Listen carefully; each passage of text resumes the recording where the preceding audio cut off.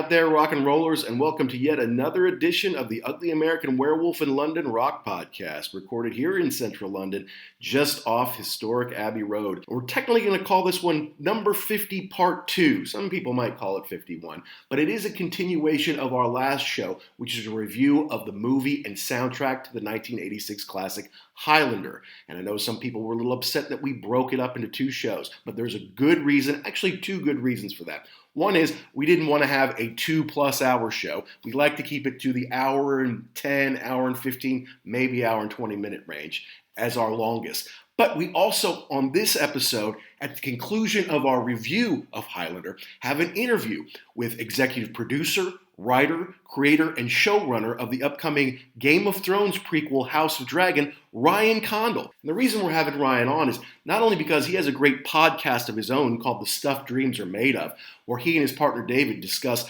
Hollywood movie props and pieces of movie memorabilia that they collect and seek out and find. Sometimes they don't get them, but sometimes they do. And they talk about that world quite a bit. But Ryan actually wrote a reboot script for Highlander. Now, Highlander's been in the news this year as Henry Cavill was cast to be in the film with the folks who are now making the movie. Ryan worked on it for a while. Turns out he had a great opportunity to come to England and do House of Dragon. So now he's not working on that project. But I knew he had a tie to it, and I knew he was a fan, and we asked him to be on the show, and he was gracious enough to come on. So I can't wait for you to hear what we talked to Ryan about. First, though, as usual, please check us out, www.uglyamericanwerewolf.libsyn.com. You can tweet us at ugly_werewolf, at actionjack72. And of course, we're always looking for some 5-star reviews. So if you like what you're hearing, please let people know. It just helps us find more listeners like you and helps us improve the show. And if you like part 1 of our review of Highlander, you're going to love part 2, because not only do we conclude our take on this 1986 classic, but we get the take of somebody else who's maybe a little bit younger than us, but found the movie, came to love it just like we did, and eventually played a role in trying to perpetuate the story and the genre in Ryan Condal. So let's jump back in, guys. Let's finish up the review, and we'll get to Ryan's interview right here on The Wolf.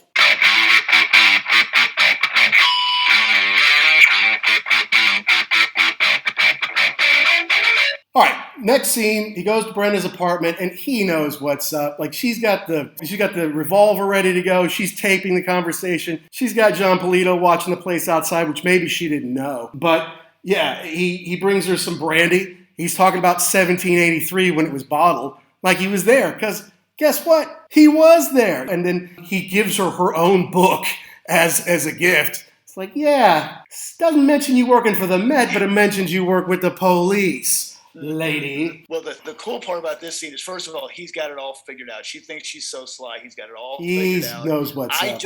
I don't think she knew that the cop was there. I don't think so. She knew the gun was there. She knew the tape was there. But there was a cool story about how, I guess, Mulcahy went to dinner with, and now I can't remember who it was, but somebody famous, and they opened a bottle of champagne from 1949. And the guy said, "I'm breathing air. You're breathing air from 1949. So this was really cool when he opens it up and you see him going through the events of 1783, not just like he's remembering it, like, right. It's all coming back to me now. So it's a cool addition again to just he's been alive for so long. Mm-hmm. There's got to be stuff that you would forget. And then, oh yeah, I remember that. That was a great year to be alive. Yeah, we wrote the Declaration of Independence and Mozart did this and all that kind of stuff. So yeah, no, exactly. I mean, you accumulate all those amazing memories, and sometimes a smell like that brandy could bring it all back. Right. So then he leaves her there. They cut back to the 1530s, and you can see they built a little house kind of near the wreckage of the old castle there. And he and Heather are living together, making a life together. And this is where the Who Wants to Live Forever song comes into the picture. And I guess on the record, Brian May sings the beginning and Freddie Mercury sings the end. But in the movie version, it's all Freddie, I think. And they show them, they're living a life and enjoying life together. And then 1 year comes in, and now Heather's wrinkly and white-haired and old, and Connor looks exactly the same as ever. And, she passes away. There might be another few seconds of deleted scenes here again that they've kind of cut in there. But it's like, light a candle and remember me on my birthday. It's a sad scene. It's like, I wanted to have your children. He's like, I don't want to lose the love of my life, the one who took me in after my whole village kicked me out. And I went through this quickening, and the guy who saved my life, she witnessed him get murdered, and now I have to lose you. This sucks. So what does he do? He buries her. He sticks the sword as a headpiece. He burns their home, and he moves on. Done. Yeah, it is really a gut-wrenching scene when you think about, like what Ramirez said. Everything was going to come true. I told you this was going to happen. You knew this was going to. Yeah, no, it'll be fine. Up until it's not, and that's when he just realizes that this is it. Like whatever the rest of my existence is going to be, it's going to be alone. Right. It has to be, because I'm not doing this again. That's right. You were talking about like the deleted scene with him having kids. That would have been terrible, because that's part of the thing is you can't ever experience life like a normal person. Well, no, it wasn't a deleted scene. It was originally part of the story. They decided to cut out of the script. Yeah. Yeah, because it just didn't work. Then of course we flash forward. They're in the park on one of the bridges, and we meet Castigier, who's I guess one of his buddies, one of the immortals. And they're talking about 1783, they're like, the gathering is here in New York, all right, and they're... Wait a minute. First of all, that scene is fantastic with the bridge in Central Park, which I had to go to. Like, as soon as I saw it, I'm going to that bridge. That's so... I don't know how you found... Well, I mean, you scout locations, but to put it on there, it's just a great extra part of the scene to have that. And they meet up with each other. And here's the part where I'm like, because he goes into his pocket and he pulls out an empty hand. It's like, did you think for a minute you were going to throw down there? Or what's the deal? I mean, obviously they have been friends, but you've got this tie. There's only a few left, right? Yeah. And then you find out, yes, they are friends. Yes, they're, time is running short now. And then what's in there? I can't tell you that I've never had a little boom boom before. That'll wreck you. And then they cut back to 1783, where he insulted some rich guy's wife. So he has a duel on Boston Common. The guy stabs him 13 times. And he's like, look, I'm sorry I insulted your wife, and I bid you good day. Meanwhile, his assistant is bringing him a new sword every time and trying to kiss him every time he stabs Connor and all that. And in the deleted scene, it's like, here, my lord, shoot him. And the guy's just walking off. So instead, he shoots his assistant in the back. And that's another. Here's another one where the guy, I don't even know who that guy was, but he steals the scene as, thank you, mother. And the guy's just like, okay, enough already. Every single time.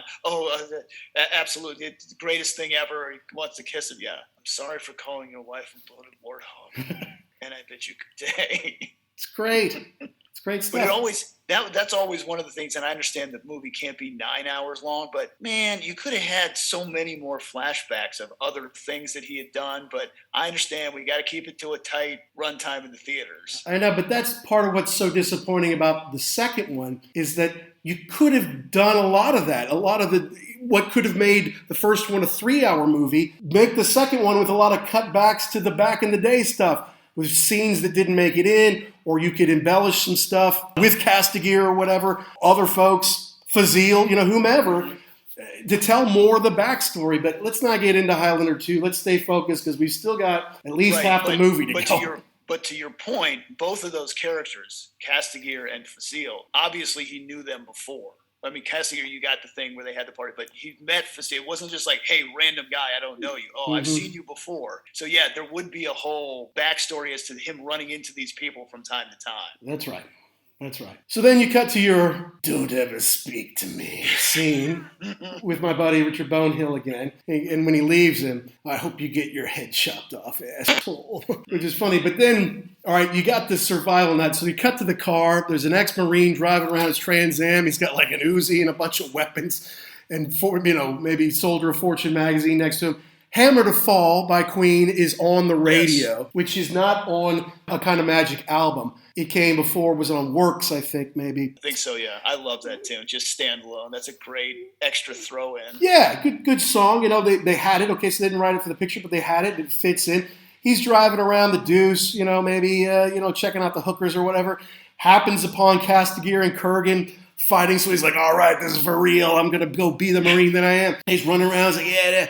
He's like, what the hell is going on? So they're fighting, good fight scene. Castigier gets it, and his body floats up in the air. And the dude, the Marine, fills Kurgan full of, and unloads the clip on him, right? Must have shot him 50 times. Goes over to see the body. Body's already moved. He's already gone. And then he stabs him, picks him up, and throws him. And, of course, the cheesy lightning and the special effects happen again, you know. Great use of Queen right there. Great use of a song that wasn't purpose-built, right? It's not a kind of magic. It's not Who Wants to Live Forever, which was written for the picture. This is something they had that just worked. And then the whole thing about him just casually walking off, cutting the top of the car off, throwing the dude out, and just leaving. Like, you've just cut this. You basically just killed two people, right? For all intents and purposes, and you're just moving on in your life. Yeah, rip the hood off the car, throw the dude out, take the wife for a ride. Maybe in 1985 New York, two people sword fighting in a crappy alley. Maybe you would have seen that. I don't know. You could have. Yeah, I think you probably could have. And then they see the old vet in the hospital north in Polito do. But then they cut to the hot dog scene afterwards. Like, that mayor called me at 2 a.m. I don't even answer the phone. And the dude's laughing. What does incompetent mean? What does baffled mean? I love that. Well, and what I love too, back to the scene in the when they're in the hospital, he shows him the picture. He thinks he's got it now. He shows him the picture of Nash. Of Nash, and he's just like, no, big guy, scar across his neck, and he's like, but there was something else. And then they cut to the outside, and he's gesturing, but you can't hear what he's saying. And then the cops are like, okay, right. Thanks. No, thank you. We'll get back. Oh, gotcha, Marine. Okay. Yeah. Have a nice day. Go home and tell mommy you did real good. Okay. Yeah. Yeah. Meanwhile, Brenda's still trying to track down Nash. And so this may have been deleted scene too, because before she goes to see her buddy with a computer who can piece together his signature, you see her go to like the Hall of Records and look up, some birth certificates. She goes to the doctor who birthed the actual Nash and said, yeah, he was legitimate for all of a minute and a half. He died in birth too. So that's his MO. He finds orphans or, unwanted children who died early on. He gets their birth certificate, takes over their identity, and he can be them for 75 years or whatever. And then he has to pick a new one. And he used the computer to piece together 5 or 6 signatures that all kind of put together Russell Nash. So then she's like, so he's been walking around since the 1700s. That just can't be. Well, getting to the money here, we get to the church. I don't know if in the original I know in the original he's in the church. He's lighting a candle and he's talking to Heather, on her birthday, and then telling Ramirez to look over Silly Peacock. Was that in the original? I don't. Yes. Okay. All right. So I just didn't remember that. He goes and sits down. Here comes the Kurgan, and he knocks down all the lights. And now he's got this new punk look because the sketch artist got the Marine's description. So he shaved his head and he's got safety pins on his neck scar and he's looking more like a punk than like a heavy metal guy. And he goes in there, I am in disguise. So good. And that's when he tells McLeod that, I raped his woman when his body wasn't even cold. And he realizes that the Kurgan was with Heather, and now he's really mad. Like, he wasn't going to kill him before, now he's really going to kill him. And then he licks the priest's hand in the deleted scene. Mm-hmm. I guess that was too anti-religion, anti-establishment for the United States, something like that. I thought it was a good little 3 seconds to leave in there. It's certainly something his character would have done, right? To me, I love that scene because you could have cut that all out. I love the fact that he just goes in and he's just putting the candles out because he's like, this is stupid. You people are stupid. Right. He goes through the whole thing. He puts his feet up and then it's just, he cares nothing for these people. And then I'm sorry, I'm a worm. And he licks the guy's hand and then he's just crushing it in his hand, like the handshake. It just shows you that he's just this disgust, like he cares nothing about any of this. And the whole thing, but he does say when he's like, let's go right now, and he's like, holy ground, even he won't mess with that. He plays by some rules. That's right. And then I guess Brown said that when that was done, he went back in there and apologized to everyone in that church. Is that right? He was like, it was so disgusting. Watch this. hello, ladies. Nuns, no sense of humor. But it goes back to that. It goes back to that. He just doesn't, like, all of this doesn't apply to him. He doesn't care. It's just, the whole idea of religion is just so trivial to him. Because it just pains him. There's no life or death to him. There's death for everybody else, right? Yeah. Correct. And somebody, I was reading something where it was like, I mean, they never really say when he was born, but they kind of, they make reference to it. He could have been born before Christianity even existed. So to him, it's just like, whatever. This is just another silly thing that people do. Exactly. All right. So cut from there, and we go to his office, and Brenda's there, and she's like, I want answers. What do you know about Russell Nash, who died at birth in Syracuse, New York? It's like, okay, all right. Come on. I'll take you behind the curtain. The great and powerful Oz. So she takes, he takes her up to the loft and then into the man cave, which is, like a fridge and a widescreen TV, short of being the perfect place on planet, as far as I can tell. The nice big circle you can sit in there and everything. It's got all these great stuff in it. He lets her stab him. Well, okay, but before she does that, she walks in. And it's a circle, but you're looking down, and she walks around the entire circle. That is a great scene. Great shot. And if you pay attention, and I didn't for a long time, but I read this, and so I paid attention this time. Ramirez's coat and hat are in amongst that with the peacocks on it. Good so that's call. Pretty cool. That is cool. But just the whole scene of her walking 360 degrees around this giant cool pit that you can sit in is just fantastic. And she's like, "What is this, a museum? Look at all this stuff. Yeah, it must be worth a fortune." And then he lets her stab him. He's like, "I cannot die." And then she starts to realize, all right, he's handsome, he's rich, he can't die. I think I'll fuck him.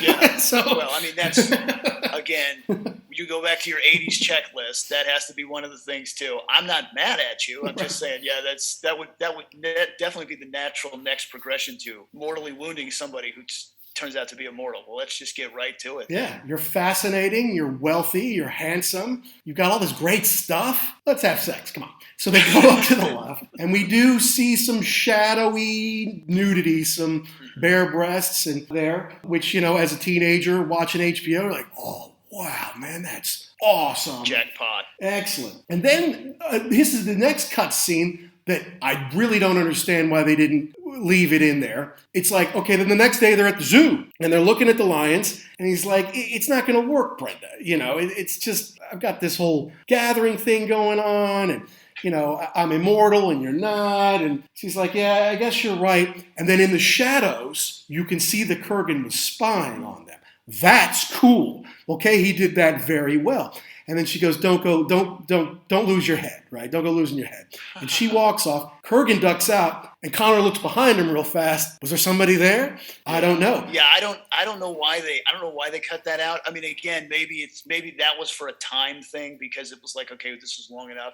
But the one thing, going back to and I didn't realize it until I watched it again this time, or I didn't think about this. The whole thing with the stag, right? Like Field the stag. They're with the lions there. Is he doing that with the lions? Like, just because there's a scene where he's looking at it and it looks at him and it's growling. I don't know, but yeah, the Kurgan doesn't say anything. You just see the silhouette in the back. Like he's messing with them now. Like the plan is starting to come together here of what he's going to do. Yeah, it's like Connor, I don't even know if he wants the prize. He just wants to live to the next day. The Kurgan wants the prize. That's why Kurgan's themes go, give me the prize, because he really wants. And you know what I was going to say too. I forgot about this. In the scene in the church, right, when he talks about Ramirez and he says he was an effete snob and he died on his knees. To me, that just hammers home the point that the Kurgan believes, this is mine. Yes. I'm the one that deserves this. The rest of you're weak. You're disgusting. Right. I am the one. Yeah, I was built for this. I am the one that deserves this. I will see this till the end. I will rule and dominate. I will enslave humanity. This is what I'm built for. Yeah, absolutely. As it should be. But that scene at the zoo makes more sense in that the next scene, which was always in the picture, was the Kurgan at Brenda's apartment coming to grab her. It's like,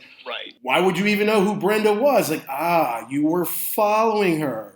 following him, see her is like, okay, well, this is how it works. To get to him, I'll use her, and that's easy. So he gets her in the apartment, and then there's this bizarre scene of them driving through New York where they play a little bit of Don't Lose Your Head by Queen, but it morphs into New York, New York by Queen, and which is not on anything that I can really see. It's not on It's a Kind of Magic, but he's driving through New York and he's going the wrong way and he's driving the sidewalk, and in a few scenes you see them like splatter faces on the windshield. I'm like, ooh, that's a little heavy, man, you know? But again, it's I don't care. I can do whatever I want. Watch this. Like I don't play by the same rules.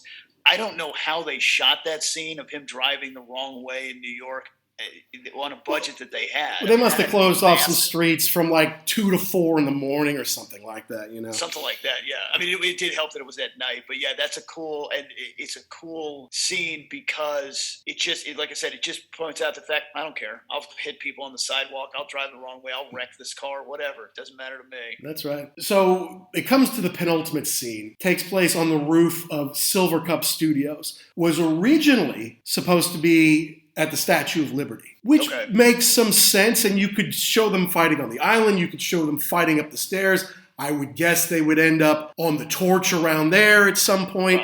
Probably. Might have been a little cliche. So they changed that to an amusement park, and that could have been fun with like going through the House of Mirrors and then maybe sticking Brenda on top of a merry-go-round or on a Ferris wheel or something like that. And a lot of different opportunities for a filmmaker to do that. But they do it at the top of Silvercup Studios. Before that, he says goodbye to Rachel. Like, there's power of attorney and Phil forms out. Again, there's a few more seconds here. There's a few more little bit of deleted scene they didn't have in the original. It's talking about Russell Nash dies tonight, and she says goodbye to him or whatever. But again, he repeats to her what he said when he first met her. So, hey, it's a kind of magic. And he walks off. He's never going to see her again. And she's going to get his fortune or, his stuff and all that kind of stuff. He's going to disappear and she's going to be in charge of that. She's like, you're not coming back, win or lose, are you? It's like, nope, it's over after this. Yeah, you knew this was going to happen. You knew this was going to happen at some point in time, and timetable got moved up. But yeah, win or lose, Russell Nash dies tonight. Here we are. So, all right, so we cut to the roof of Silvercup Studios. He's got Brenda tied up on the sign, and then eventually they start fighting on the sign. Fight, pretty big fight. He knocks him down. Then it's like he's just trying to kill the sign. Kurgan's like just killing the sign, right? He's just trying to knock it down because that could kill Brenda too, and obviously could fall on Connor. But then it looks like it would have been dangerous to film. I know that some shots may have been taken in New York, but they must have shot this in a studio, especially when the letters are falling down off the sign and the water tower bursts, and so now they're in the water and there's electricity everywhere, and the letters are falling down while they're fighting. I'm like, that looks pretty dangerous. This must have been half their budget. The remaining budget was on this scene, Yeah, and the water tower falls over and there's a zillion gallons all over the place. Yeah, that was probably the most expensive scene to film in the whole movie. Even with the feel full of extras in Scotland, this had to be the big one. Yeah, I mean, they didn't even give those people breakfast, so that couldn't have been that expensive, and then to have all the special effects, have that stuff fall at the right place and pull down and sequence while there's stunt people there and stuff. Yeah, that's pretty dangerous. So then eventually they fall down into the warehouse, this big open empty warehouse. Not a lot of water comes down, despite it flooding the roof, but then they just kind of crash down for the final fight. And this is where you've got that kind of triumphant Cayman music, like it's building and building into something. It's getting to be pretty special, and we know what's going to happen. And Brenda gives him a little bit of a hand when he loses his sword. But then after that, you kind of realize he's going to beat him, isn't he? He's going to beat the Kurgan, which you kind of always knew. I mean, if you know anything about movies, you know he's going to do it. So he cuts his head off, and then they use, not the helicopter, but like you're talking about, the line that kind of comes down from the top right in front of him. And I remember when we first watched this together, Jackson, when they're closing in on him, you go, say it. They close in on him and go, there can be only one. And all the windows break everywhere. And then maybe the oddest part of the whole picture, where these like ghosts and demons that are obviously like pencil drawn onto the film are battling around, and he's going, I know everything, and they're going in and out of him and fighting with themselves and him, and it's just totally bizarre. It was almost like from the beginning you set it up what was going to happen. When there's only one left, fight to the death, and then you win the prize. And then it was kind of like, okay, we're filming this. What is the prize? What's the prize? What does he get? Hang on a minute. I'll be right back. Yeah, it doesn't. Yeah, that doesn't really make any sense. Like you said, the special effects go from bad to it's almost like it goes to the Aha video where they're, Take On Me, where they're all the pencil drawings. Yeah, and it's just, you can see that he's like on this wire harness and right. He's flipping around in the air, getting everything. So yeah, that's a little those effects didn't age well. Yeah, those were not so special. Those effects. The light is one thing, but the ghost demon thingies. The Aha video was way more professional than that. No doubt about it. So then he collapses, boom, on the ground. And there's Brenda. It's like, oh, Brenda, great. Now what? So then they cut back to Scotland, and it's modern day Scotland, because you can see like a Harrier jet or something fly over. You can see, he's driving in a Jaguar, and there's telephone lines and power lines running down. And then he kind of explains, see, now I know everything, and I can get presidents and scientists and statesmen to talk to each other.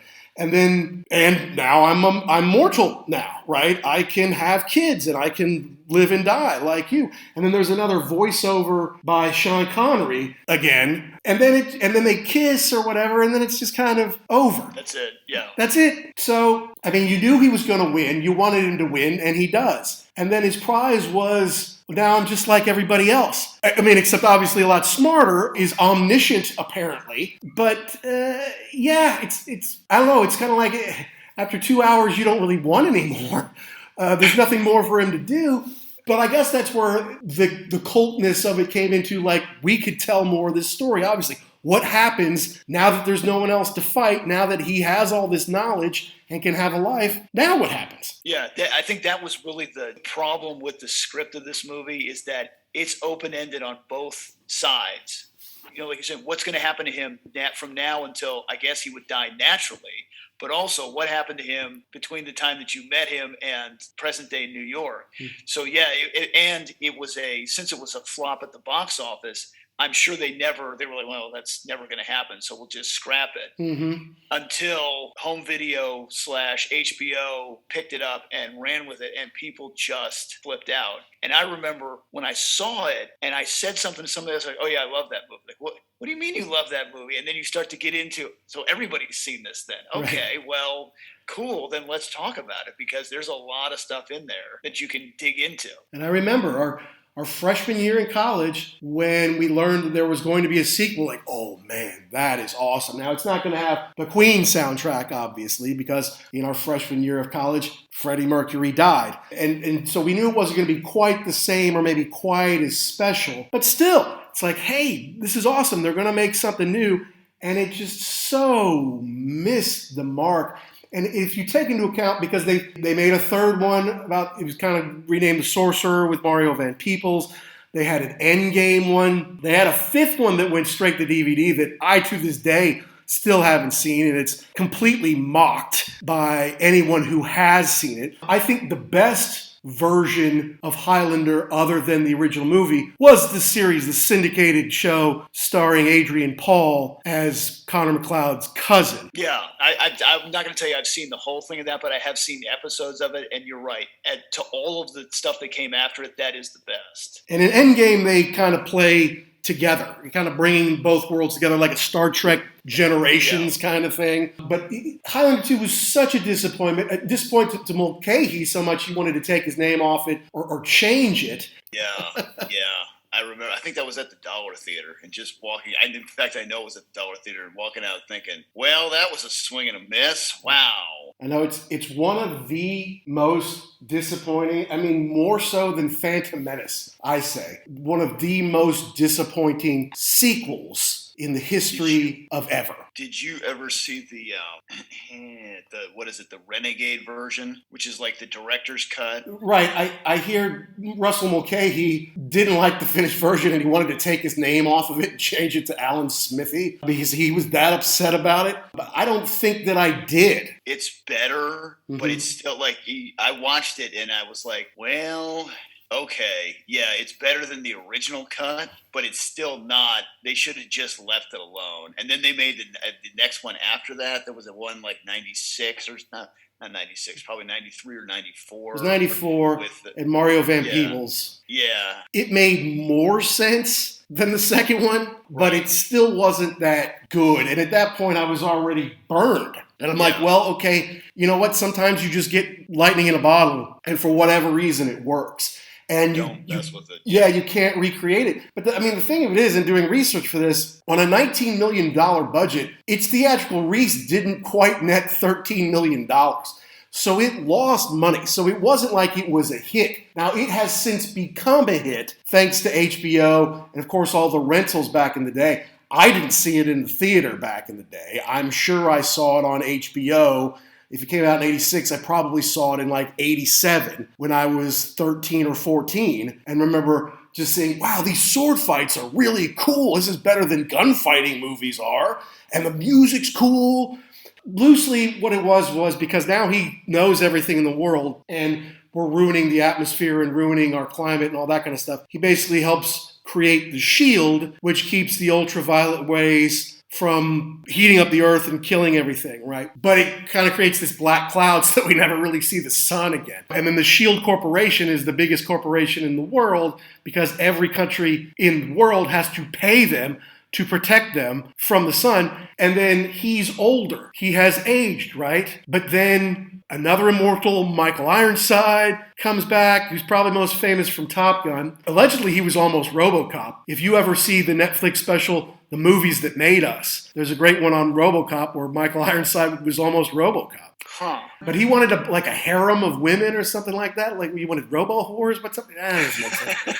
So they got Peter, what's his name, instead? Peter Weller. Peter Weller did a great job. So he comes back, and then somehow Sean Connery comes back, which didn't make any sense either. I mean, it was weird. Apparently the deal was that they got along so well that Lambert said, I'll only do the movie if Connery comes back. Yeah, so it's like, what? And then I guess the deal was that the insurance company showed up in South America, wherever they were filming this, and like, what is going on down here? You spent $1 zillion on this movie.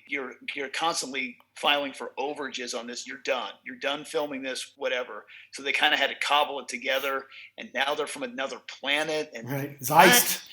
Yeah. Okay. Yeah. It was. I remember walking out. It was the Dollar Theater, and we walked out, and I thought, what a complete that. Like the first one had holes in it, but I could live with it. Mm-hmm. This one was so bad. I was like, I can't. I don't know what you were trying to do. I don't understand this. This was bad, and now I'm a little sad for the first one. Right. And the movies and shows that came later ignore it. Like yes. It ignores stuff from the first film, and then every film after or show after ignores the second one, basically, and kind of adheres back to the original script. Thank goodness, I guess. But the second one fairly well bombed too. I mean, didn't make any money either. I think it helped propel the stock of the first one. I think it propelled a lot of VHS sales and rentals of the first movie, and maybe some laser discs. I don't think that DVDs were available at the time when the second one came out. But there have been more releases over the years, anniversary releases, 10-year releases, stuff that comes with CDs and more Queen songs on it, stuff that comes with interviews and stuff like that.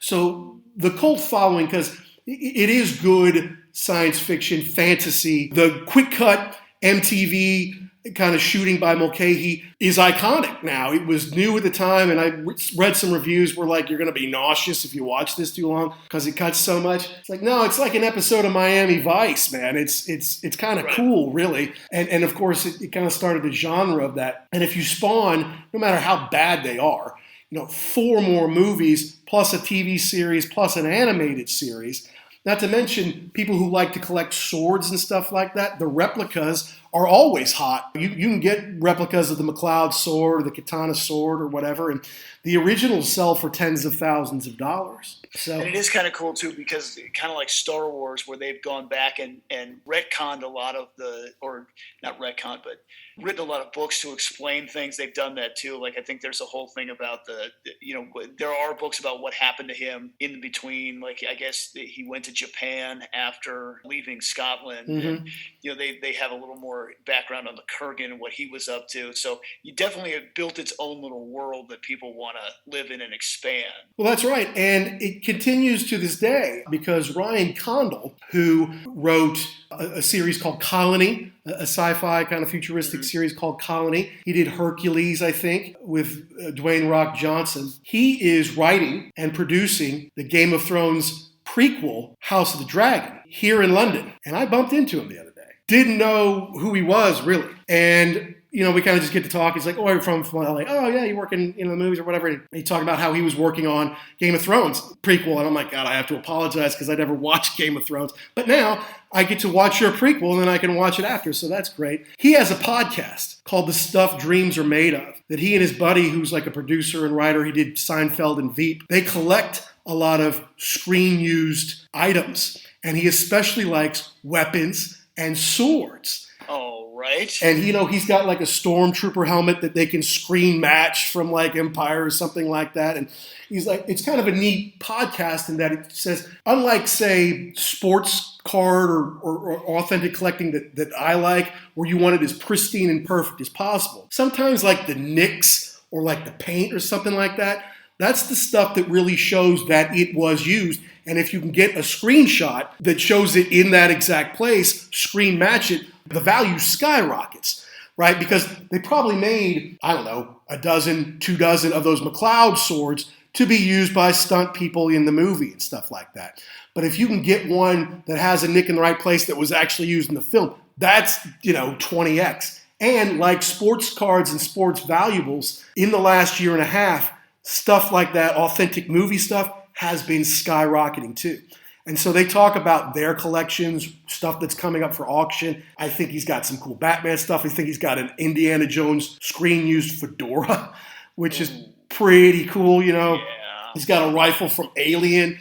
And I wonder, because I think Mulcahy had the original Kurgan sword, at least the one that maybe came in the briefcase. Maybe he sold it at auction, I don't know. But I wonder if Ryan has, or knows who does have, the katana or one of the, like the original McLeod sword, because that would be really cool. I did invite him to come on the show because he did write a script for the reboot of Highlander, but when that didn't work out, for whatever reason, come over here to make this House of the Dragon show instead. I think the whole thing got shut down and he was thrown out with everything, which is too bad. I bet it's a great script. He's really busy making this Game of Thrones prequel right now, but they lined up Henry Cavill of Superman and Witcher fame to be the lead in this new Highlander picture. So, okay. Yeah, so right. He's handsome, he's athletic, he'd make a great swordsman. That's pretty cool. So, but it's awfully early, still very much in pre-production. And so my question was, do you think it's harder to reboot Game of Thrones, which is this runaway, huge, gigantic hit, but not from that long ago? And now you're going before, not after. You're doing a prequel, not a follow-up. Prequel to what happened before that. Is that harder because the audience is so big and so rabid? Or is it harder to do the new Highlander, which has this long, long history and so many missteps since the original? Which of those do you think it's harder to be true to the fan base on? Oh, are you asking me? I'm asking you. This is okay. Oh, I would say the latter, because to your point, Game of Thrones, this isn't Game of Thrones. This is another thing before it. It's part of the world, but not that. Mm-hmm. If you're rebooting the first movie, those are big shoes to fill. Number one, it was a long time ago. So you've had so many people like us who've watched it 1,000 times. I mean, that's going to be that would be the tougher hill to climb up, I think.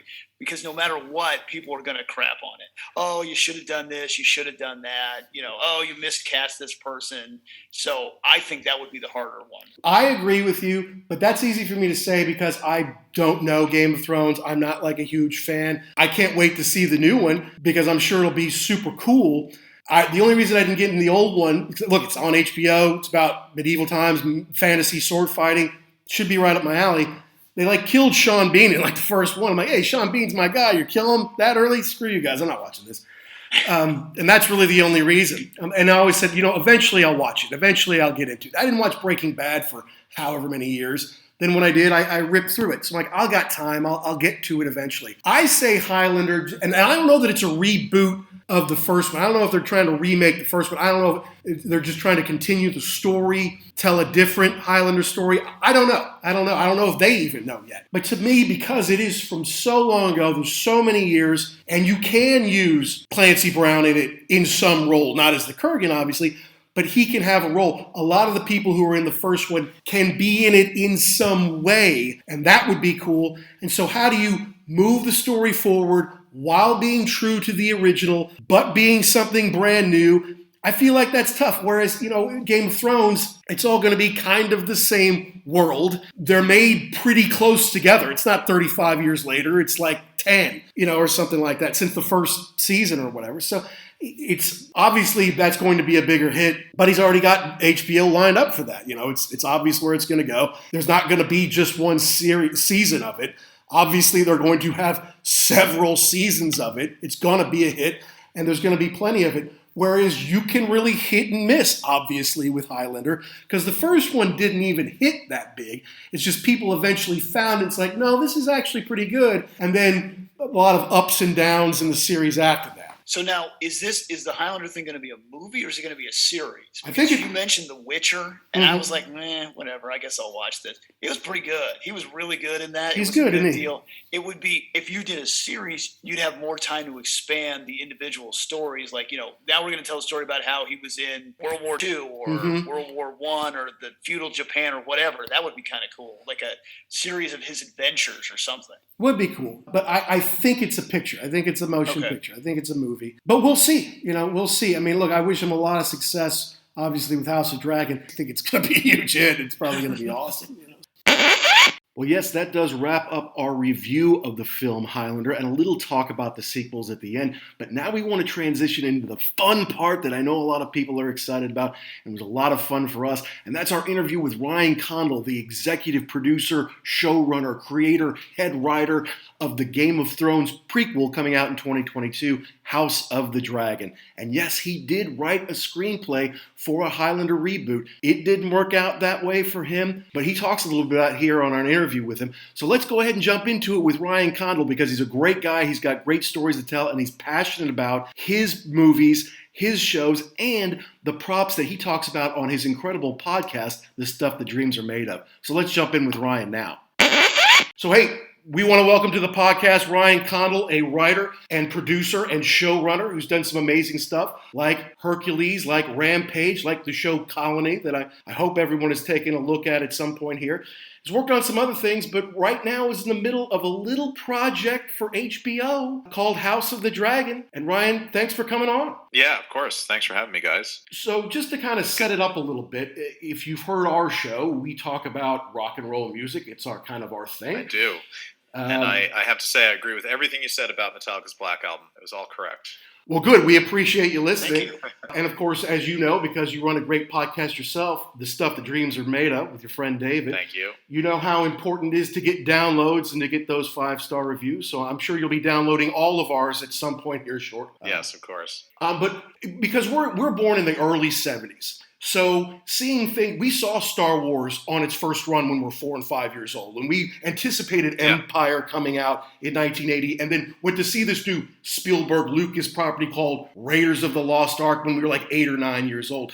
But you're a little younger than us. Can you tell us a little bit about what has drawn you to sci-fi, at what age it kind of captured your imagination, which films kind of did it for you and your introduction to some of these properties?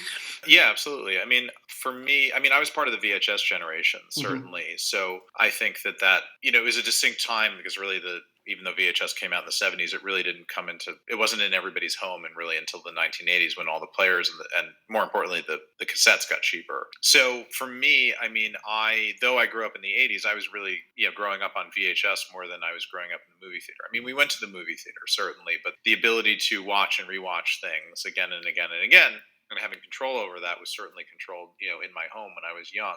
Sure. So the only Star Wars movie I ever saw in the theater was Return of the Jedi. I was very young. My dad took me when I was a little kid because I loved the first two that came before that, which I was too young to see in the theater, but I had watched them a million times on VHS. So though I'm at the very tail end of Generation X, I really grew up with all the stuff that Generation X feasted on in the movie theater, though I saw it on at home. And that's what we kind of talk about in part one of our Highlander, is that we, like most Highlander fans, did not see it in the theater during the first run. But thanks to HBO or the Sunday afternoon movie or Blockbuster, then, like you say, not only can you rent it, but you can watch it 3 or 4 times while you have it, right? So it's not just, I saw the movie. No, you can dive into it and look at the little details and get to know the characters better. Is that how you came to Highlander? Right. Yeah, I mean, it was part of my sort of, the video store down the street from us was called Video Madness.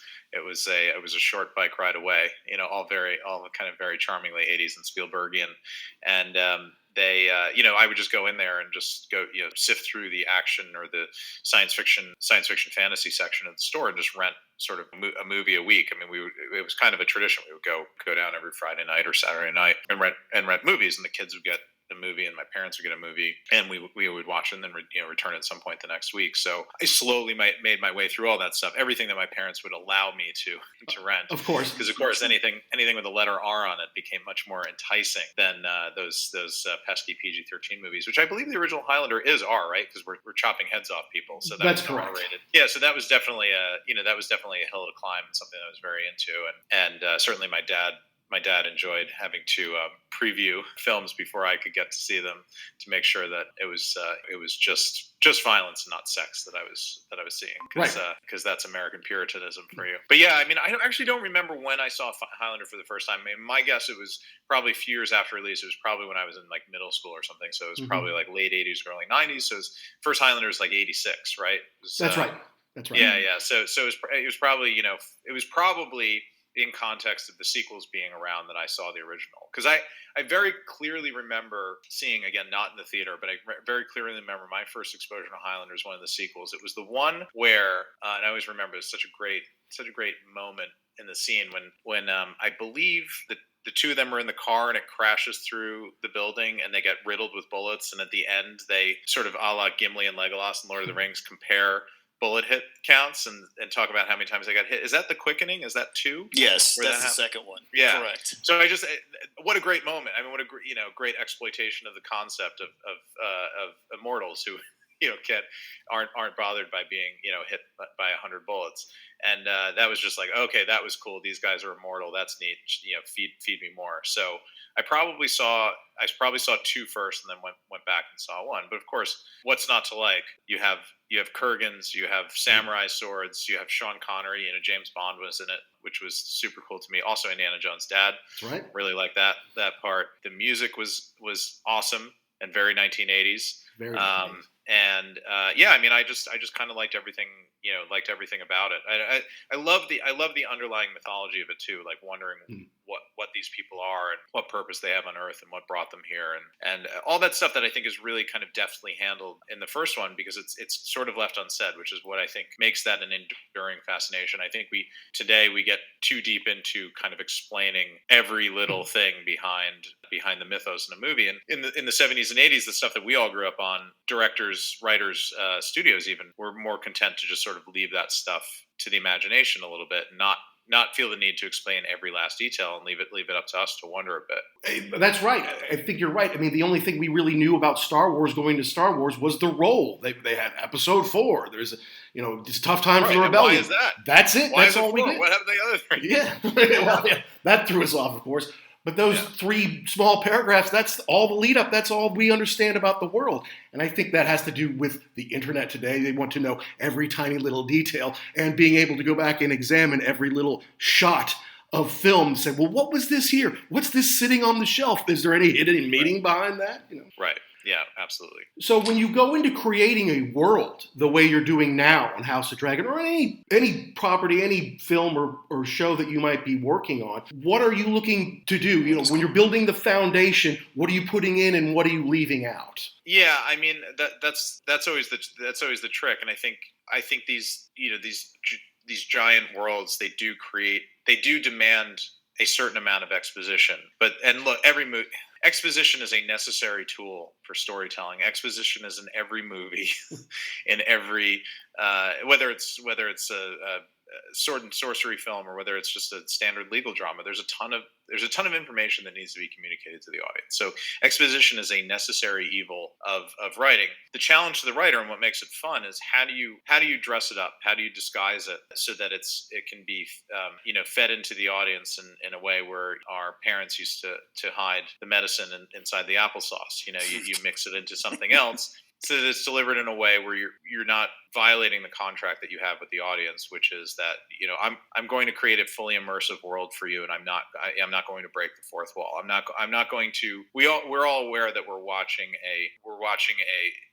the facade of something, or what this is a construct that we're watching. But the contract that you have as a writer with your audience, and then the audience also has coming back to you with your writer, is like we're all going to suspend disbelief. We're all going to buy into this thing together as long as we all play by the rules. And when bad exposition is delivered, well, as you know, the force is an energy field that surrounds us and penetrates us. The reason that exposition works in Star Wars is because Obi-Wan is telling Luke for the first time. So Luke is hearing it for the first time as the same as we are. So just as we're leaning forward going, oh my God, this sounds awesome, Luke is doing the same thing because it's in his world and he can't believe what he's hearing in a good way. So I think with any movie, the trick is to feed that stuff in gently so that the audience, you're never making them aware that they're living inside this construct. And I think personally, that's one of the big tricks of writing. And it's got to be tricky for you coming into something that already has a world built, right? You're going back, I think it's 200 years before, but you've got a lot of stakeholders. You've got fans who demand it a certain way. You have George R.R. Martin, who needs it to be true to what he's written. You've got HBO that has certain demands. So, I mean, how do you avoid your own personal Jar Jar Binks moment? Which I know you will, by the way. I'm just, throwing it out there. I love Jar Jar. I mean, look, I will say I've made my whole career on writing these things. So This is one of the things that I'm pretty, I've gotten pretty good at and I'm pretty confident about. I will say that the job on House of the Dragon was actually much easier than it would have been had I been creating the original series. I mean, all credit to David and Dan, and also, George having come before me. They did all this work for me. So I don't have to explain anything about, what a Targaryen is or what Westeros is or what an Iron Throne is. There's a lot of things that the heavy lifting has been done. In many ways, this is like when Kasdan came in and wrote Empire Strikes Back, there is that much more shorthand that he had with the audience versus what Lucas did in the first movie. It's the first thing that's always the hardest because it's like, here's this new world. It's Harry Potter. What the hell is a muggle? What's a wizard? What's Hogwarts? All that work when that work is cleverly done in the first go, as it was by David and Dan for the TV going audience, the work of the person who follows becomes that much easier. So yes, there is exposition in the series because you have to be settled into the new timeline that they're in, and also with these characters and the things that they're dealing with and all that. But so much of that heavy lifting has already been done that the audience coming in knows what that stuff is. So you can cleverly sort of feather in things and reference things, and they will pick it up and carry it on the way. I mean, really, also one of the biggest jobs of a writer and as a studio and as a filmmaker is you really have to trust your audiences. Audiences are really smart, and they want it to be an interactive experience. They don't want to be spoon-fed everything. They want to have to lean forward in their chair and listen and put things together and say, "Oh, I know what that is," and that's what makes them engage with your work. So it has to be accessible, because if it's inaccessible, you just lose everybody. Sure. But the trick is walking that balance and figuring out how the least amount of information possible to carry people along the way. And to me, that's really the hard part about what you do is how do you convey that, like you said, in the least amount possible, so you understand what's going on as a viewer, but you're not getting hit over the head. Okay, we understand. I get that that's his brother, or, I understand this is why they're doing that. Let's talk a little bit about your podcast, The Stuff Dreams Are Made Of, because it's a lot of fun. I love listening to it. Thanks for listening. Of course. It's teaching me about a world that I love but don't know a lot about. And it's fascinating to me that the prices and the market has really changed dramatically in the last 18, 24 months, because I do a little bit of sports memorabilia collecting and some, card collecting that I was into as a kid. I got back into it as an adult, and it has done the exact same thing the last 18 to 24 months. Things have skyrocketed. And I just wonder if you think this was a change that needed to happen, like things were always a little underpriced and now they're getting to where they should be, or certain things will always have more value, but maybe the rest of the market will trail off at some point. To equate it to sports stuff, it's not a shock to me that Mickey Mantle and Michael Jordan and LeBron James cards are firing up because they're the all-time greats. But are the kids who are coming out of college now, who are the hottest rookies right now, should their cards be trading at 10x what the average rookie out of college was 2 years ago? Because we just don't know yet if they're going to make it, right? Yeah. I mean, that's one thing I will say in favor of the things that I collect is that it's always a rarity. Even something like a stormtrooper helmet, which is a very sought after piece. It's kind of the key A piece from Star Wars, and most crazy / serious Star Wars collectors that I know have a stormtrooper helmet because there are probably 30 of them, maybe 20 to 30 of them in private hands, and there were probably 20 to 30 made for the first film, fewer in the second film because you don't see many stormtroopers, and then there was probably 50 or 100 made for Return of the Jedi when it was a really big budget production and ILM had taken over and was making them. Okay. But that doesn't mean those are all in private hands or available. A lot of those are in the archives, they're in museums, they're probably in George Lucas's house somewhere. Right. But in terms of things that are around, they are around. But there's only ever going to be 20 or 30 of them. So it's still a rarity. Whereas sports card, for me, Mickey Mantle's jersey or baseball bat is always going to be much more interesting than his famed rookie card. I mean, anybody that, I also grew up collecting baseball cards and knew all that stuff. The Mickey Mantle rookie card was the holy grail. It was the ruby slippers of that world. That or kind of Honus Wagner, but even that was more a throwback because everybody knew who Mickey Mantle was. There was film footage of Mickey Mantle. There's no film footage. Our dads talked about Mickey Mantle, yes. Yeah, and our dads, right? Exactly, all that. So with what I collect, it's the rarity of it that I think keeps it strong and keeps it interesting. And it always surprised me, again, having come from the world of baseball cards and comic books, where even a rare book, even a Amazing Fantasy 15, Spider-Man's first appearance, it was a mass-produced object. Sure. So yes, many were lost, and lots of mothers throwing out son's comic book collection, the famed story of all that, but it was still a mass-produced thing. Whereas Harrison Ford's whip from Indiana Jones, there was only a finite number of those made. There was only a finite number of those that made it out into private hands, and that will see the light of day after. So yes, and to answer your original question, it does kind of surprise me that things stayed where they were, as sort of niche. And I mean, it was always expensive, sure. but given that there's such a huge collector's market, I would always look at things like movie posters. A Casablanca movie poster sold in the last year for like $300K or something like that. A movie poster, right. Which is absolutely great. Again, another mass-produced object that very few of those have survived, but it's something that was produced and that wasn't associated with the original filming. So when you weigh up that versus, say, Humphrey Bogart's trench coat from the movie, I mean, what is the rare artifact? What's more interesting? And I think the thing that appeals to us as film collectors is having the thing that directly connects you into the making of the film, the thing that was actually, in the movie, on screen, used by the actor, that was not meant for a private collector, a schmo like me, to own, years later. But, it is, and that's what makes it interesting. So I think what you're starting to see now over COVID and everybody's boredom and not being able to go to fancy resorts in the Mediterranean, so they turn to collecting instead, is that people are kind of keying into that, and they're saying like, hey, I have all the comic books I ever wanted from when I was a kid. I have my perfect condition Amazing Fantasy 15 and my X-Men 1. What I really want is Harrison Ford's fedora from Indiana Jones, and there's only a handful of those in existence. So I think that's that's what we're seeing in that world. And I would equate it more on your end to sports memorabilia. I would equate it more to the kind of game used stuff versus the sports cards, because the sports cards are the movie posters of our world. The movie posters are great. I love them. I have my own movie poster collection, but that's more of a commoditized thing where you always know that essentially, like if you want a Rear Window poster, which I did, and I finally got mine last year, which was awesome. Good for you. I knew what the price range of that was versus condition, and I knew I could kind of sit around and wait for one to fall into that range. Whereas when something that I really want comes up on the memorabilia side, if you want it, you better get it, because you're never going to see it again. And that's the way you have to treat every auction that comes along, which makes it a little hair-raising, but that's part of the fun of it. And that's part of your show, too, talking about that. And you did a great show on movie swords, but you didn't get much into Highlander. And to me, it's like, wow, to me, if you think, if you could have one sword from any movie franchise, short of a lightsaber, of course, what franchise or what movie would you choose? I'm like, that's easy. Highlander, the Kurgan sword that he puts together, which probably didn't function well, but put together. And I think Mulcahy had that for the longest time. I mean, do you have any of the Highlander stuff, or do you know anyone who does have the hero screen match stuff? Yeah.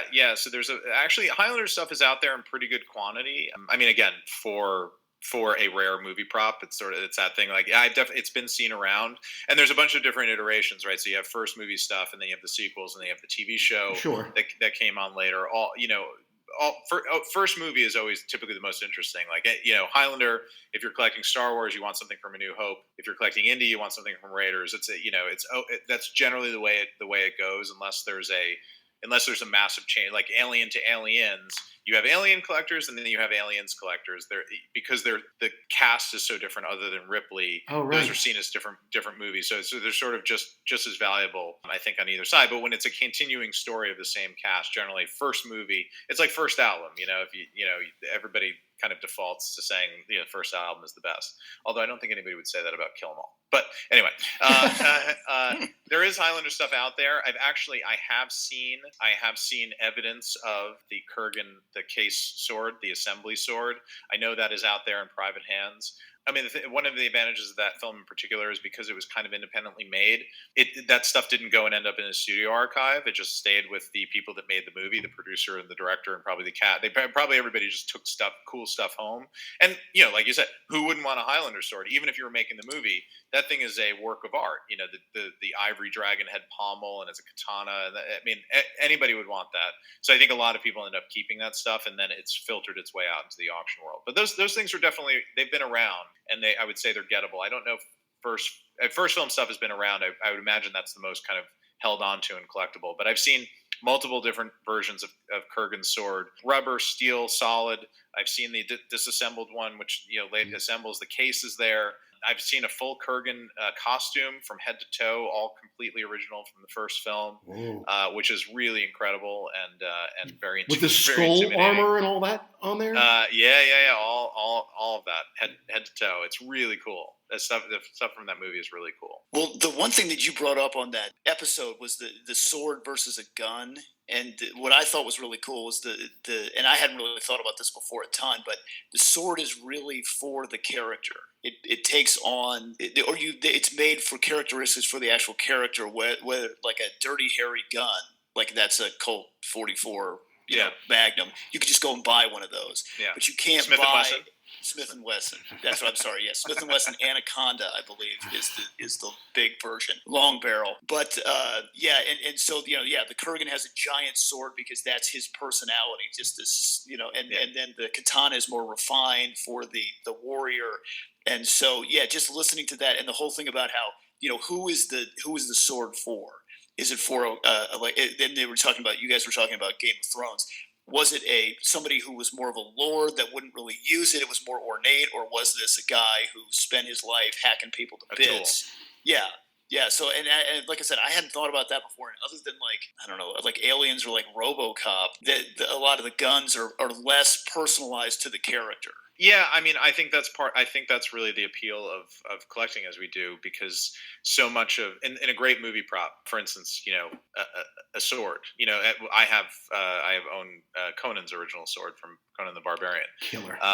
Which is great. It's one of the best pieces I have, or my favorite pieces. So much of the character is imbued in that sword, right? I mean, that's the thing that you're really trying to get, and I think that's the thing that makes people gravitate towards certain objects as a collectible versus others, is when you can sense the film or the character, or better, both. I think in the object that's been made. I mean, I have Conan's father's sword as well, and just that image of his dad making that sword at the top of the film with the the kind of the skull pommel and the antlers and the hoofed pommel that he makes. It feels very Sumerian in that way. It feels very homemade in this northern village where all they know is war and steel and the riddle of steel. I think it's when you just put that on a table, it communicates everything about Conan, where he's from, his family, the film, John Milius, the Ron Cobb design. It's all in that piece, and there's this one thing that's very representative of it. When you see it, anybody that sees that movie, it immediately starts playing the movie back in your head. And I think Highlander, in a very good way, all very similar to that. There's just a distinct thing when you see any one of those swords that just sucks you right into Highlander, and you can hear there can be only one, and the quickening, and all of those great moments in the movie. It's an object that represents those things. And it goes back to you were talking about from the VHS days of being a kid, and you only had a certain number of tapes you had access to. So the ones that you did, you just watched over and over. So you knew what the sword looked like, and you knew at the beginning, and it just imprinted. And I was talking to my father the other day, and he asked about, because I've got a 14-year-old, and he asked about some movie, and I'm like, a lot of the stuff is just too disposable now for kids. Like you were talking about going to not Blockbuster, but the place around the corner and do Video did Madness. They have the did they have the tape that I was looking for? Oh, they didn't. All right, well, I guess I'll just see what they do have here. I'll watch it. Whatever it is, I'm watching it, though, because I Friday nights, Saturday nights, movie night. Yeah, and that was a big thing, is like that delayed gratification. I mean, we sound like boomers now, right. Shaking our hands at the heavens, and old man yells at cloud. But I mean, it was true, and what I would say in a positive way, when the movie you were looking for wasn't in, the thing that you grabbed instead sometimes became one of your favorite movies, and because of that experience of not being able to get the thing that you wanted immediately, it opened up these other pathways and made you love the thing even more, and it also mythologized the thing. Why is it out all the time? What's the hidden secret hiding inside this VHS cassette? And you would want to track those things down and find them. And now I think just disposability is a big thing, I think now. And for me, it's less like, look, the digital library is great. I love going onto iTunes and just being able to look up any old movie from 70, 80 years ago and finding it in glorious high definition and having it beamed into my house. I don't think that's the problem. I think the problem for me is just how much stuff is made every year. I mean, I'm guilty of it myself here, making more stuff, but it's very much, okay, you watch the thing and then you put it down and you move on to the next one. Whereas it used to be the summer movie season, and you would go and there would be, 6 to 10 movies released that summer in the genre world. You'd probably love 2 of them, and then you'd carry those on into next summer, but you'd wait for the VHS to come out and relive that, and then wait for next summer, and is the sequel going to come, and that's going to be 3 years down the road. I don't think in this current world you have as much of a sense of that. And it's just changed the way this generation, my daughters are younger, but they will be included in it. The instant gratification generation will look at these things. Now, I honestly, I don't know. I think people continue to watch filmed entertainment, but I don't know how much of the stuff that's being made now is going to be adored and poured over and researched and mythologized the way that people that grew up in the VHS generation like us do and did. Yeah, I have to agree with you there. And I will say I'm sorry that you won't be doing the Highlander reboot, because I would love to see your take on it. But I know doing the Game of Thrones, that's one of the best scripts I've ever written. I don't know. It's a shame. It's a bummer. Well, are you allowed to talk about? I mean, like when they cast Henry Cavill, I'm like, I think that's a great choice. He's an action star. He's good looking. He will do justice to the role. I don't know. I don't want to put you in a different spot because maybe you wouldn't have cast him or whatever. But I mean, don't you think that's a good good cast decision? No, he's. Have they? Is he Connor? Have they even said? I just know he's in the movie. I was wondering, is he the Kurgan? I don't think they've said that quite yet. Yeah. I don't think they've revealed that much. Because I also don't know where.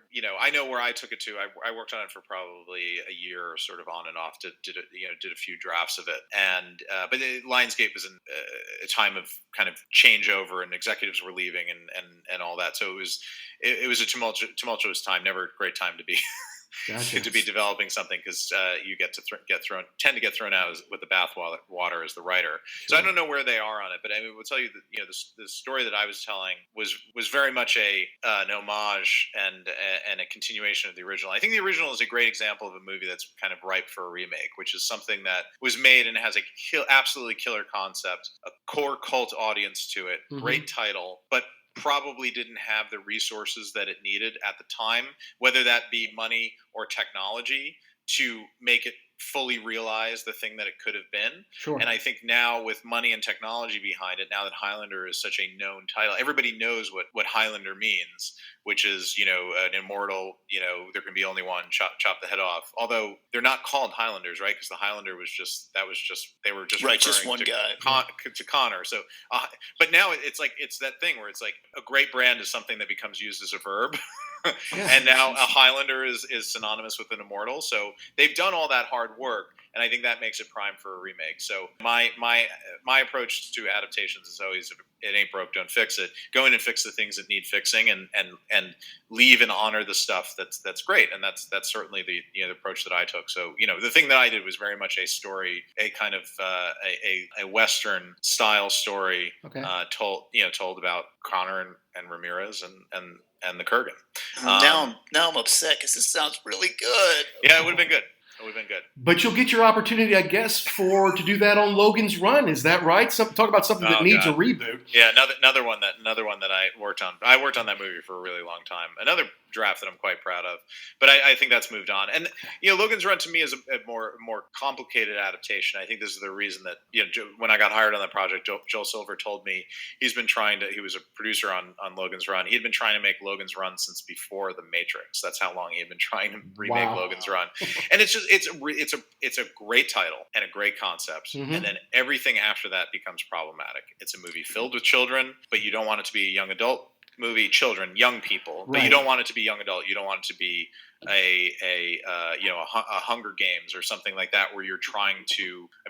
Obviously you want it to be successful as Hunger Games, but you don't want it to be a book where you're starring a bunch of children where you're trying to sell it to adults. So how do you do that? Do you age them up? What do you do? How do you do that? And also, it's a completely fabricated world, so there is no real. It's under the dome. It lives in this futurescape that you can't go shoot on location. Really, right. You have to build this thing, and that's hugely expensive. And how do you do that? Is it virtual? Is it real? Where do you build it? What do you do? So I think that one's more challenging, more problematic, and I think it's a wonderful title, which is why Warner has been interested in remaking it for so long. But I think they always come up on the same thing, which is this is a really expensive go at something that wasn't particularly successful when it first came out. It's cultish, like there is a cult following to it, but that was not a booming successful franchise the way other things were that were remade from that same period, like Battlestar. Not Star Wars was remade, but continued on in sequel form. You always have the underpinning of the success of the original, whereas Logan's Run was really not in the first go around. What about your podcast, The Stuff Your Dreams Are Made Of? I know you're kind of on a break now because you both have heavy-duty production schedules, but is that something you're going to continue to do for years to come, you'd like to do? Yeah, certainly, we're Dave and I are still in production. Dave is now in post. I'm in the final stretches of physical production here. But then we both have long post periods ahead of us. We're just both really busy. We love to do it. We're going to come back. It's just a question of when and how, and doing this with, not bi-coastally, but like bi-countryly with him in LA and me in the UK. It's just, the schedule and all that, it just makes it a little tricky. So we just need to figure it out so it doesn't become, it should be an outlet first versus a point of stress. And as you guys probably know with podcasts, it starts out as an outlet, and then it's at some point you're chasing a deadline, and then it becomes incredibly stressful, and you're recording at midnight and saying, "What the hell am I doing with my life?" So we don't want to end up there. We're familiar. On the next go around. Yeah. Well, the great part about your podcast is I see a lot of similarities between Mac and I. It's just two, friends who are talking about things that they're passionate about, and you can really hear the passion come out when you're talking about, the collectibles and the story that you were telling about trying to track down the helmet, the stormtrooper helmet, and the guy possibly had a chest, and thinking to myself, I understand you're telling me the story now, and you made it out, but this guy's going to end up in the back of a trunk or something in that very trunk. Yeah, exactly. I could have been in there. Just just look inside. It's like the it's like Buffalo Bill in Silence of the Lambs. No, it's down. Yeah, it's down in the basement. Can you just help me put the couch in the trunk? You're just getting the back. So it could have totally been that, but I survived and got out of there. And honestly, it was worth it for a chance at a stormtrooper helmet. So. Right, absolutely. But it's just to hear that. I'm on the edge of my seat thinking, like, could I get caught up in something like that? Yeah, if I felt like it was something I really wanted, really felt passionately about, yeah, I probably could end up, talking to this guy about this deal. Obviously, you don't need to do the podcast. It's just great to hear somebody talk about a passion that they have in their life that I'm not really into movie memorabilia, mostly because it's out of my stratosphere. But to hear it's not like you say to yourself, "Oh, I just saw it and I bought it." No, you do your research. You say, "Oh, this could be real. I don't know." It's a great window into that world. Yeah, even though we can't play in the auction, play in the game, we love Star Wars. We love to see Stormtrooper helmets. We can imagine if the grills were done differently and you can screen match that, how excited you would be to find. This is the one! I got that one! Yeah, it's amazing. It's great. It is all consuming in a way. But that's, honestly, even the stories of defeat all kind of make their way into the greater tale of it's the story of being a collector. And not that you look forward to those things, but once you've gotten past it and taken your Tylenol and recovered from the emotional pain of it, I think it just becomes part of the fun story. That really is, even though it's a story of defeat, it's one of the best stories that I have now as a collector, because it went on just so long. Oh, that guy. Well, Ryan, we want to be respectful of your time. We really appreciate you being on. We could talk to you about this stuff for hours and hours, and I know that you're working today, and Jackson's got to go to work here shortly too, but we really appreciate it, and hey, maybe we could have you on again sometime, like maybe after the show comes out or when it's about to. Thank you. Yes, let's do that. Like after production would be great, and when I have more of a leisurely time. But no, this was great fun, and like I said, I also I was also a child of the cassette deck generation, so I listened to I was a metalhead. Nice. Self-confessed metalhead. So I grew up on all that stuff, and I was scrolling through your podcast too to figure out what was the best thing. I saw the Black Album come up. It's the 30th anniversary of the Black Album. It was time. I listened to it, and I really loved it. So keep it up, guys. Thank you. Well, thanks a lot. Awesome. That is so great, man. Cannot thank you enough. All right. Great talking, guys. Thank you, sir. Have a good day. See you soon. Yep. All right. Cheers. Take care. Bye. That was fun, Jackson. That was cool. That guy's a real good dude. Mm-hmm. Like I said, that pisses me off now because it sounds like what he was going to do with that would have been really good. Oh, it would have been awesome. It would have been awesome. I wonder if he'll ever let me read the script sometime. Maybe if I don't take it from his house, maybe. But that would be amazing to hear that. Yeah, and just to see what his vision was for, because it sounds like he really understands that. If it's not broke, don't mess with it. Mm-hmm. But yet, just kind of smooth out the rough edges. That's right. Yeah, absolutely. Yeah. So I wish him all the success with House of the Dragon, although I don't think he's going to need it from me. I think it's going to be a pretty big hit in its own right. So we'll look forward to that in 2022 for sure. Absolutely. Yeah, I can't.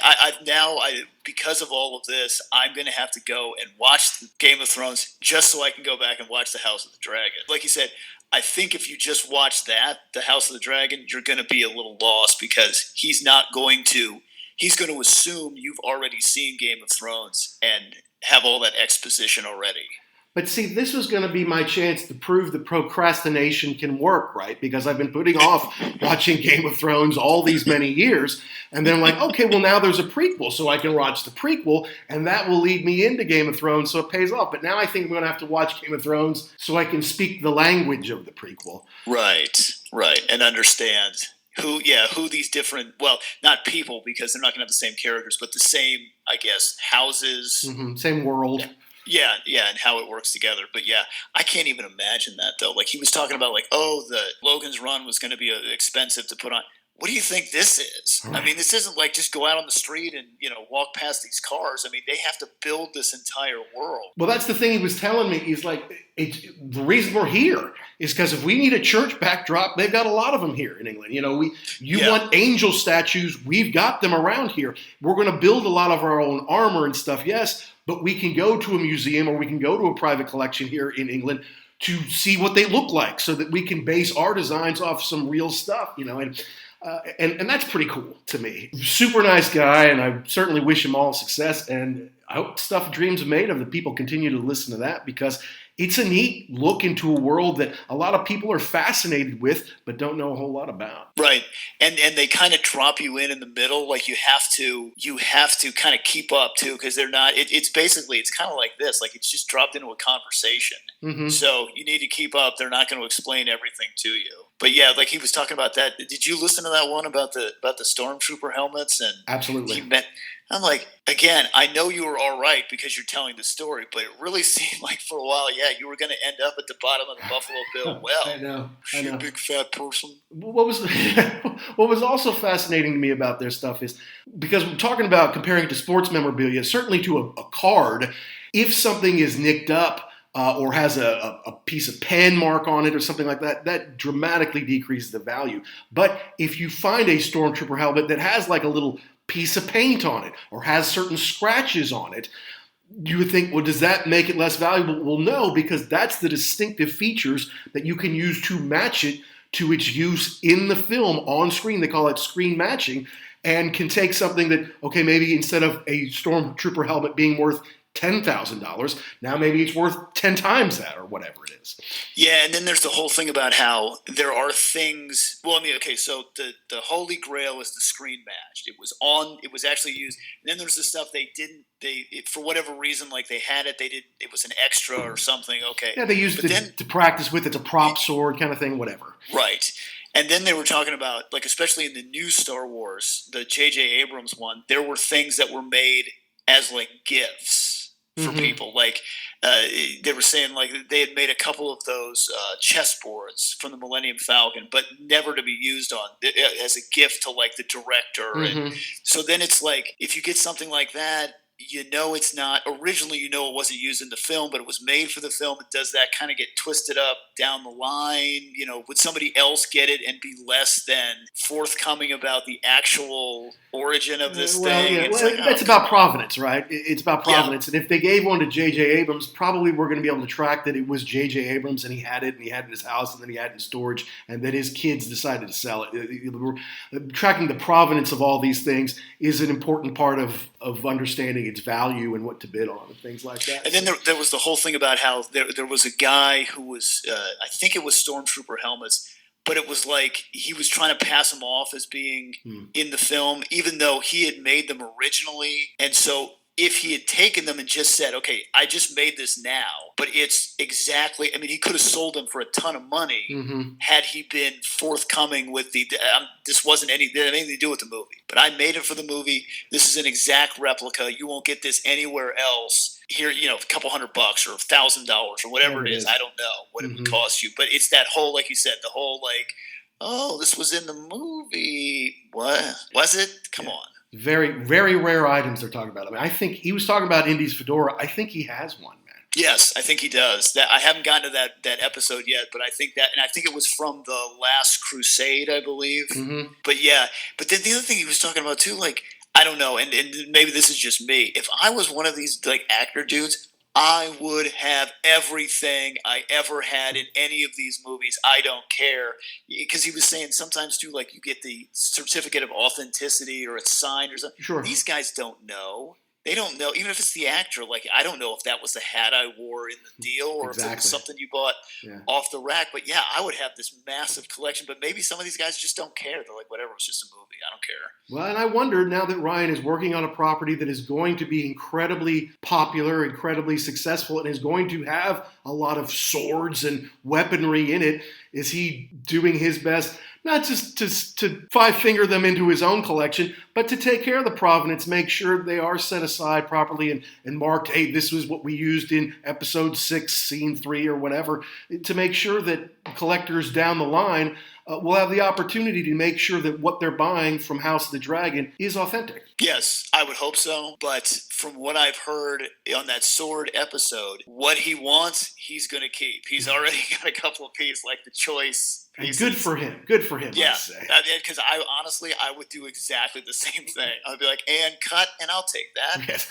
And could you just bring that over to me, please? Yes, thank you. Just leave it in my trailer, and I will, thank you, yes. Where do these things keep going? We have to keep making more swords. I don't know. Don't worry about it. And don't look in my basement either.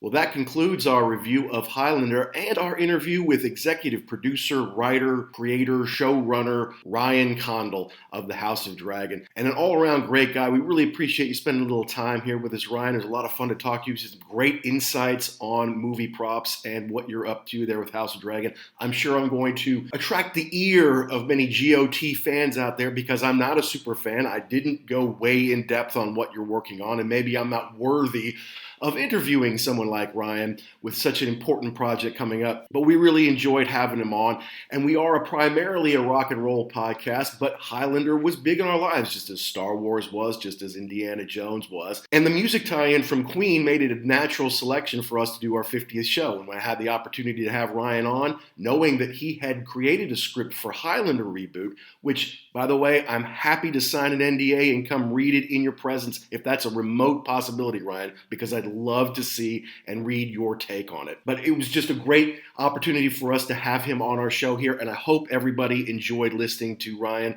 and to our take on Highlander. So as usual, folks, we always say, did we get something right? Did we get something wrong? Did we leave out your favorite part? Did we miss the point? You gotta let us know. We want you to tweet us at @ugly_werewolf or at ActionJack72. Make sure you follow us at www.uglyamericanwerewolf.libsyn, LIBSYN.com, and let us know which shows, which artists, which albums, which movies you'd like us to review. Check us out on Good Pods, Apple, Spotify, Google Music, Amazon, Podchaser, wherever you get your podcasts, and make sure you check out the Stuff That Dreams Are Made Of with Ryan and his partner David, because they tell great stories about chasing after these movie relics that they love from classic movies, and they have some serious guests on their show as well. And for both of our podcasts, if you enjoy them, please consider leaving a positive 5-star review wherever it is you get your podcast, because it just helps us find more listeners like you, helps us grow the show, and bring more resources into it so we can make the show more fun going forward.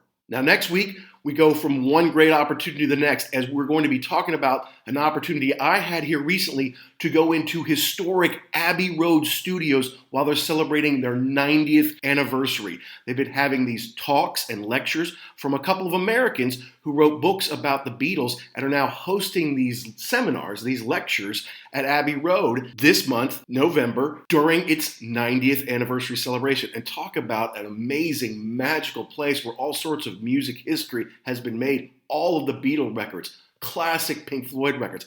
Oasis, one of my favorite new quote-unquote bands, made their last album there. Just so much history, so many amazing, not to mention the movie scores of things like Star Wars, Raiders of the Lost Ark, Harry Potter, Lord of the Rings, James Bond, How to Train Your Dragon. It's an amazing place, amazing history. I was so fortunate to be able to go in and check it out, and I'll tell you all about it on next week's show. So, rock and rollers and movie buffs all around the world, until next time, be cool and stay safe.